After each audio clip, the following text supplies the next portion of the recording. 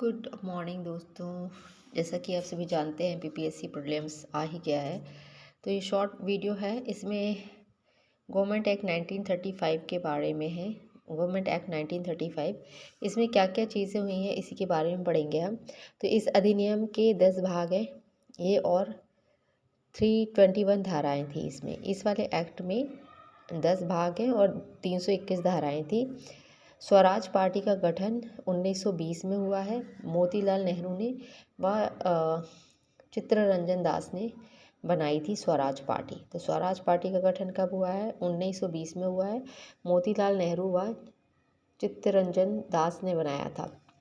पहला है, प्रांतों में द्वैत शासन किस अधिनियम के तहत लगाया गया था? तो 1919 के भारत सरकार अधिनियम या मॉन्टेग्यू चेम्सफोर्ड के सुधार द्वारा लगाया गया था।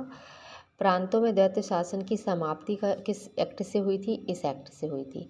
और प्रांतों में द्वैत शासन लागू किस एक्ट के द्वारा हुआ था? 1919 के द्वारा हुआ था। और हटाया किसके द्वारा किया था? Government act 1935।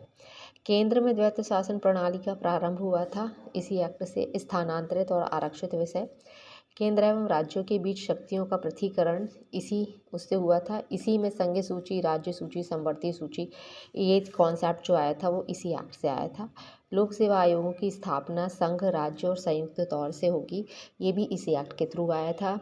संघीय न्यायालय की स्थापना 1937 में इसी एक्ट के थ्रू हुई थी। राज्यों में से 6 राज्यों में द्विसदनी व्यवस्था प्रारंभ हुई थी। रिजर्व बैंक की स्थापना हुई थी। इंग्लैंड में भारत परिषद की समाप्ति हुई थी। वर्मा को भारत से अलग किया गया था। सांप्रदायिक प्रतिनिधित्व का विस्तार हुआ था। अखिल भारतीय संघ की स्थापना का प्रावधान। अखिल भारतीय संघ को इंग्लिश में ऑल इंडिया फेडरेशन कहते हैं। तो these are the main facts related to government act 1935। तो आप इसको पॉज करके इसका स्क्रीनशॉट ले सकते हैं।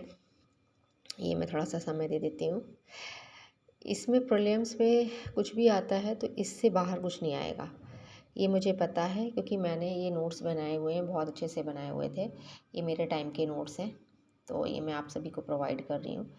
तो आप चाहें तो इसका स्क्रीनशॉट ले सकते हैं, ठीक है। और इसको थॉरली पढ़िएगा अच्छे से। ये तो मैंने शॉर्ट नोट्स के तौर पे दे दिया है, ठीक है, प्रीलिम्स में रिवीजन करने के लिए। तो आप सभी से मेरा निवेदन है कि मेरे चैनल को लाइक करें और सब्सक्राइब करना ना भूलें। Thank you.